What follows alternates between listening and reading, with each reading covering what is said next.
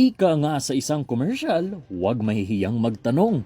Ngayong ipinagdiriwang ang Generics Awareness Month, muling ipinaalala sa publiko na bagamat mura ay pareho ang effectiveness ng generics at mga branded na gamot. When you go to the pharmacist, kahit may brand yung reseta nila, we always ask for the generic equivalent because brand name and generic drugs and branded drugs are the same of equivalence. Nilinaw din na dapat generic name ang nakalagay sa mga reseta tuwing magpapacheck up at nakaparenthesis ang brand name kung may inirekomendang brand ng gamot ang doktor. Under the generic law din po, bawal po na brand name lang yung ilagay ng doctor. Bawal na. Bawal po. Oh. Dapat po talaga generic prescribing po tayo.